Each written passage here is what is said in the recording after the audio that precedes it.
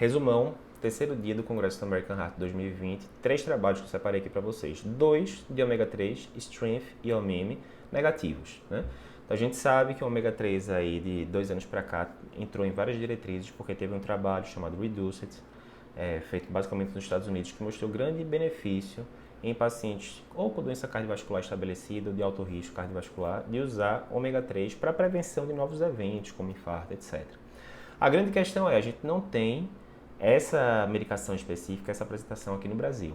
Os ômega 3 que a gente tem aqui no Brasil são a mistura de 2 tipos de substância, né? O EPA e o DHA, são 2 tipos de ômega 3 diferentes. Será que essa mistura, será que tem benefício? A gente já tem alguns trabalhos mostrando que não, e aí vieram mais 2 trabalhos novos, Strength e OMM, mostrando que de fato não teve benefício. Repercussão prática para a gente ratifica que aqui no Brasil, com as coisas que a gente tem agora, no momento das formulações, a gente não tem evidência que isso vai trazer benefício para o paciente, a gente que já infartou, ou que teve um AVC, alguma coisa do tipo.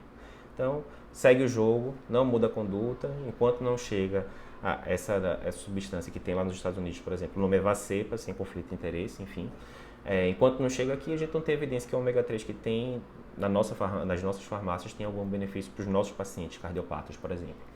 Terceiro trabalho bem interessante. Você certamente prescreve estatina no seu consultório para vários pacientes. A gente sabe que o benefício principalmente é paciente que é de prevenção secundária, já teve infarto, já teve AVC, enfim. Ok. Qual a principal causa que faz o seu paciente parar o tratamento com estatina? Geralmente é efeito colateral. O efeito colateral mais clássico da estatina é o quê? Miopatia, né? Dor muscular, fraqueza muscular e assim por diante. Nos trials varia muito a incidência, mas geralmente é uma incidência baixa. Mas quando a gente vai para a vida real, metade dos pacientes que você prescreve estatina vai perguntar 2 anos depois: seu José, dona Maria está usando ainda aí assim vastatina, atorvastatina? Não, doutor, parei. Metade. Então por que tem essa discrepância tão grande, né? Enfim, aí os pesquisadores quiseram ver por que esses pacientes na vida real muitas vezes reportam muito efeito colateral de estatina, principalmente muscular. E aí eles foram investigar o efeito nocebo. O que é isso? O efeito placebo você já ouviu falar, né? Você dá uma substância inerte e o paciente tem um benefício com aquilo. Exemplo, paciente deprimido, você coloca num trial para o paciente receber ou fluoxetina ou uma pílula de farinha, né? Que seria o placebo.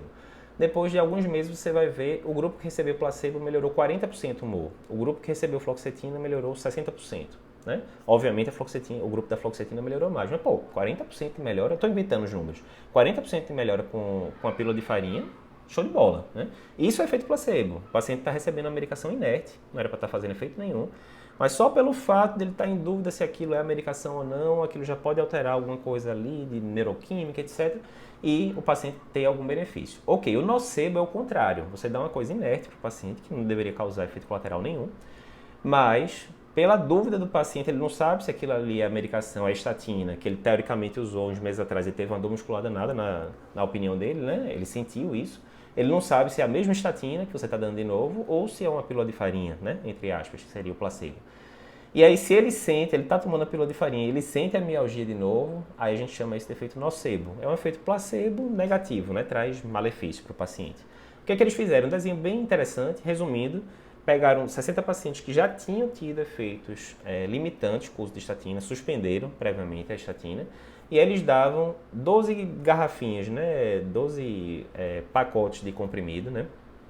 4 deles tinham estatina, atorva, 4 deles tinham pílula de farinha, entre aspas, que era o placebo, e 4 não tinha nada. E aí falar para o paciente, resumindo, durante esses 4 meses você toma esse remédio aqui, era meio que randomizado, o paciente não sabia qual era a garrafa que ia tomar e tal.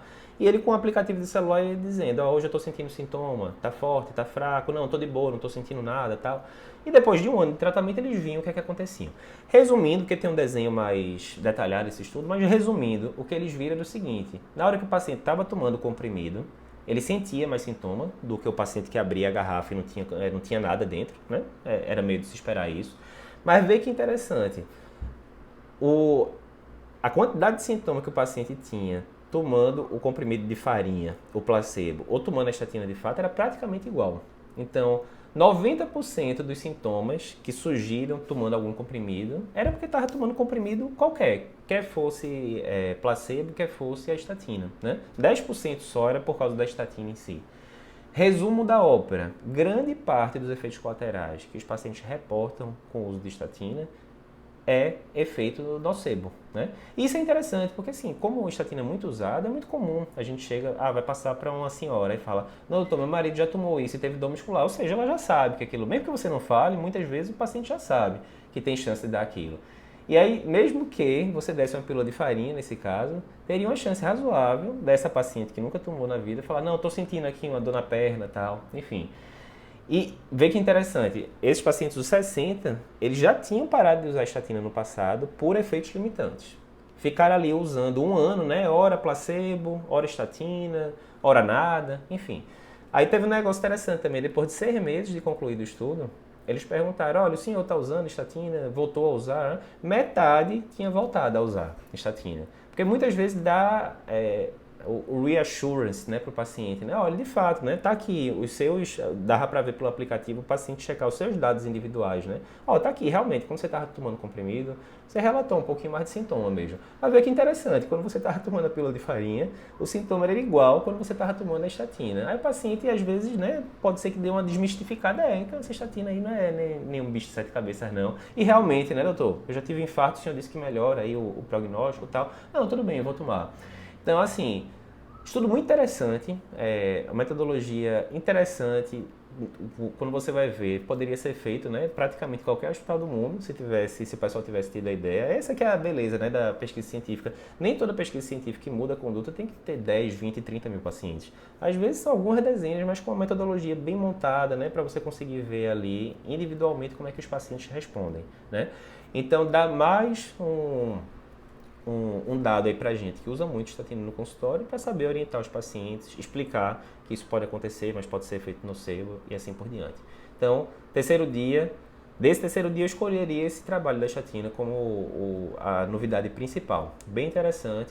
Vamos continuar que a gente ainda tem mais o quarto e quinto dia de congresso e depois a gente fecha todas as novidades.